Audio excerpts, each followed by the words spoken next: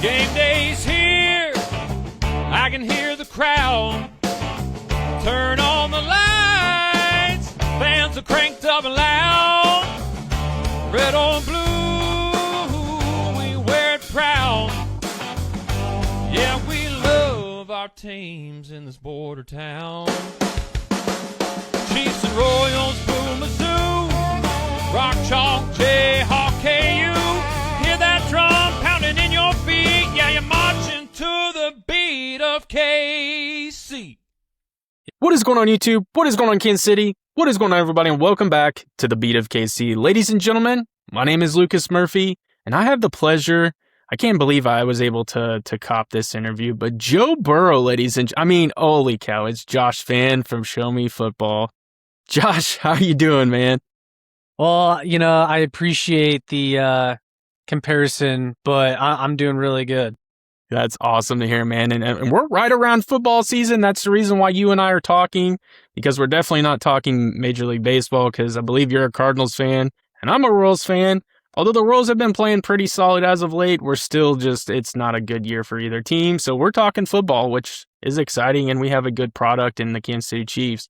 And really what I want to talk to you about, we did just wrap up the second preseason game, but I think this gives us an opportunity to really talk about what we're excited about. And we've obviously seen a lot of good positivity from this team, even though we've managed to lose, it seems like, every preseason game for the last 5 years. I still think there's been enough positivity seen from a lot of players that we have a lot to talk about. And so that's really where I want to start. I guess my biggest thing for you is, what are you most excited about with this Kansas City Chiefs team heading into the season? I am probably most excited to see this new look wide receiver room. And I say new look, even though it's mainly the same group, and that's why a lot of people are kind of nervous heading into this season. But I expect it to look a lot different because the Chiefs clearly think that it will. And Cyrus Allen, of course, adds another element that we just didn't think the Chiefs were going to have. And I'm just excited to see it, man. And we saw Jalen Royals show some life in this past preseason game. And if he can provide something, that's a huge win for this room, this team. So the thing I'm most excited to see, I think, is that. For sure. I think for me, and it's kind of going to lead into the next question, is obviously the Kansas City Chiefs truly addressed this last draft. It felt like everything was defensive-minded. You had a lot of guys leave through free agency. A lot of leaders, I would say, left through free agency. I mean, guys like Leo Chenal and Brian Cook are no longer with this team. And I mean, you could go down the list. There's a lot of youth on that defensive side. And for what we've seen so far, I can't say that I'm highly disappointed. I mean, you got Kennedy out there doing some things. You got Mansour Delane finally, taking off the yellow jersey. And I was able to watch someone clipped every snap he participated in yesterday. And I saw some very positive things. I mean, he's aggressive to the football. He's a very physical type of corner.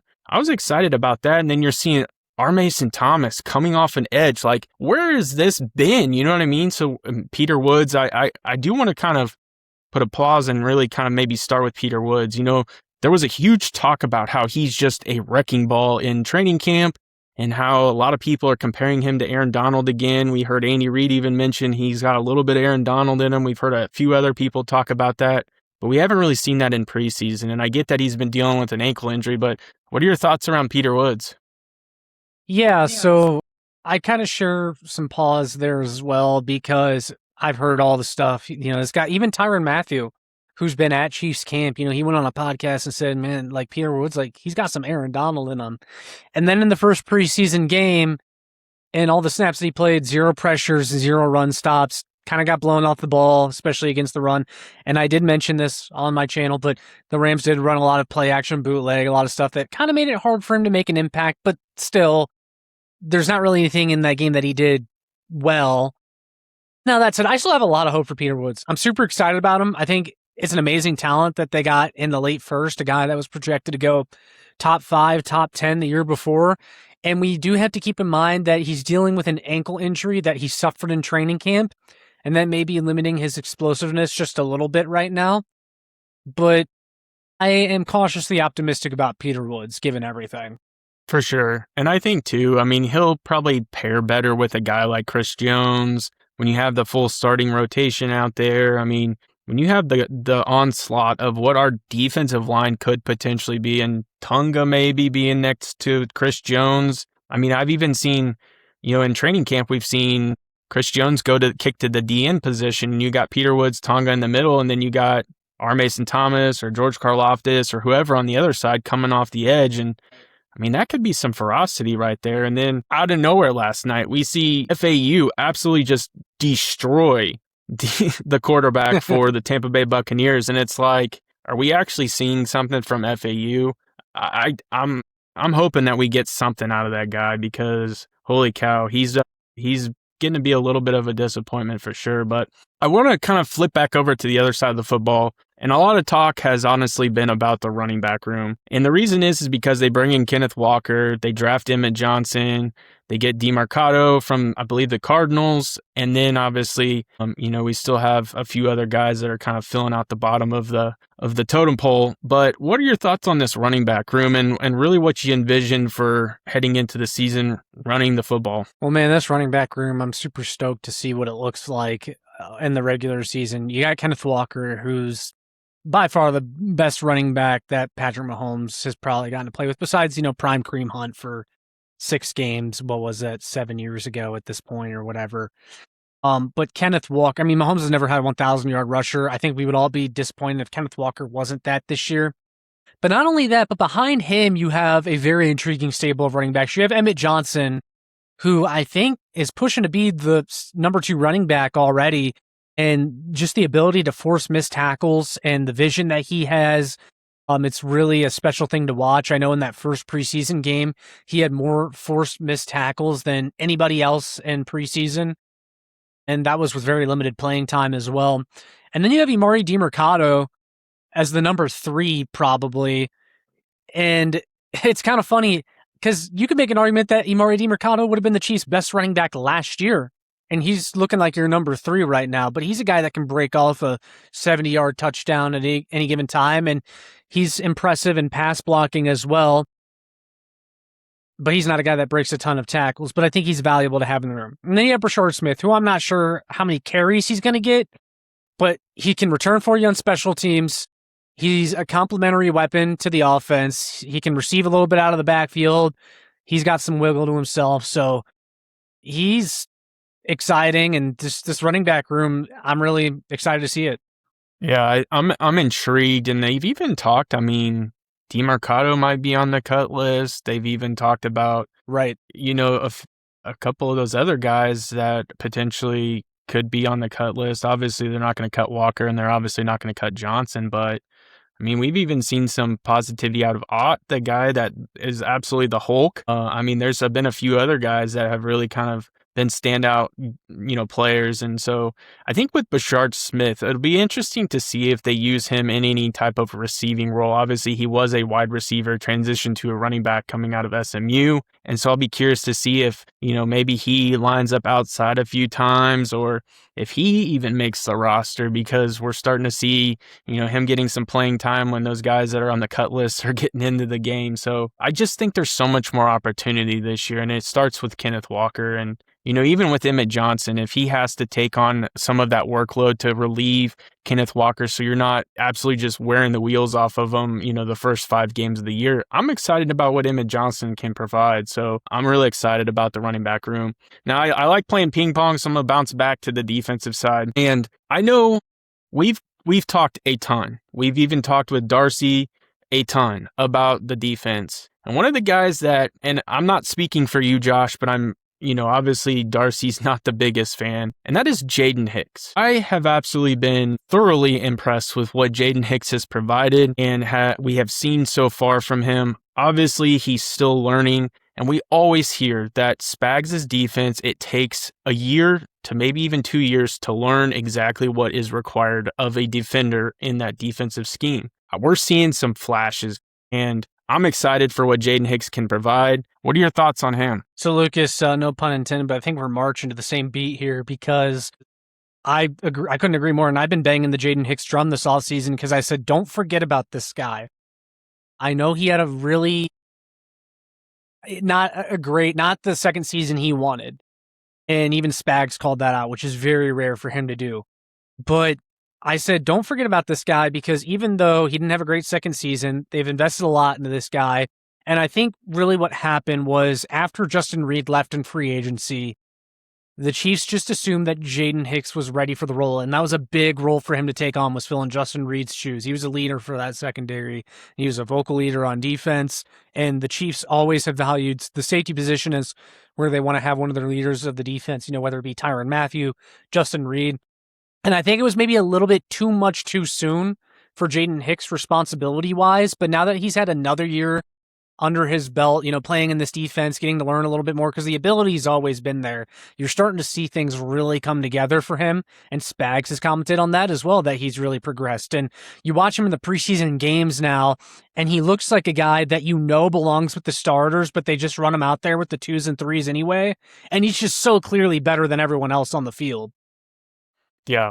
Man, he's been impressive. We know the ball hawking skills are there. Obviously, coming off the edge and design blitzes. I mean, I think we even saw one of those last night where they really kind of shifted around to let him kind of just free roam and come in and just down in the box and just unleash. I'm super excited for Hicks, and I think that type of play, paired with an Alohi Gilman and some of those other guys, that's what you're going to need in order for this defense to be successful. And I think you're going to need a guy like him to truly step up, because you do have some veteran presence in the cornerback room. You have L'Jarius Sneed and you have a few others, but you also have Mansour Delane, who's young. You have a guy that's kind of been considered a safety, playing some corner in Kennedy. You got some other guys that are just pretty young, and Kohu is another one. And so you got some guys that are going to probably need some support, and I think a guy like Hicks is going to have to step up and do that. I kind of want to lead into the linebacker room, and the reason is because obviously you got Nick Bolton as your leader. You got some other guys that are kind of been veteran presences there, but are you concerned at all with the current state of our linebackers?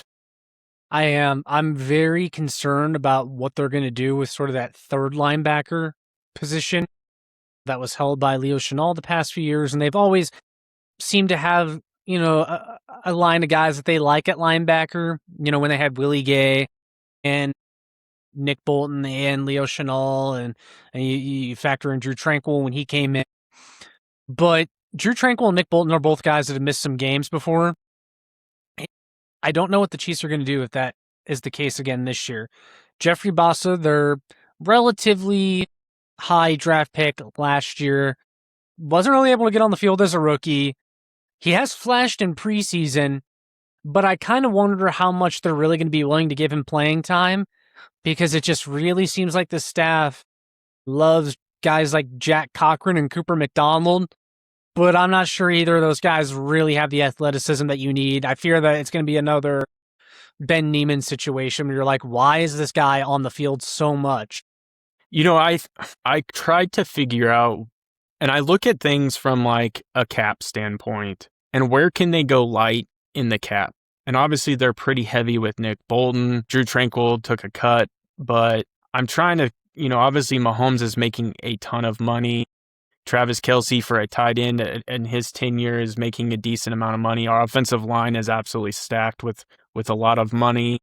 The defensive line with Chris Jones and a few others. I try to figure out where can they save money. And obviously they really kind of saved money with the cornerback room. I would say the safeties aren't costing them a ton. And I think the linebackers is where they decided, hey, you know what, we might have to lighten the load just a little bit. And I am kind of concerned about the linebacker room, because exactly what you just said, if a guy like Drew Tranquill goes down, how big of a drop is it to those next tier guys? If Nick Bolton 100% goes down, you're really having a pretty significant drop off from leadership to understanding. Now, Nick Bolton has obviously been always scrutinized for his coverage ability, but I think there's that leadership aspect that you're kind of talking about here that is going to be missing for sure. And so I have some big concerns about the linebacker room, and I think some of that could be really fixed if they find a way to get after the quarterback. If they're able to find ways to generate pressure, and we talk about this, it seems like, I can't tell how many years it feels like we've talked about just get to the quarterback. You know what I mean? Yeah. So I think it'll be interesting. And that's going to be something I'm going to constantly be paying attention to and probably talking about on the channel is how are our linebackers playing? Are they getting after it? Are they making tackles? Are they doing the right things? And so that's something I'm going to truly identify. Now, that might be your answer for this next question, but you could consider something else. So I'm interested to hear what your thoughts are on this.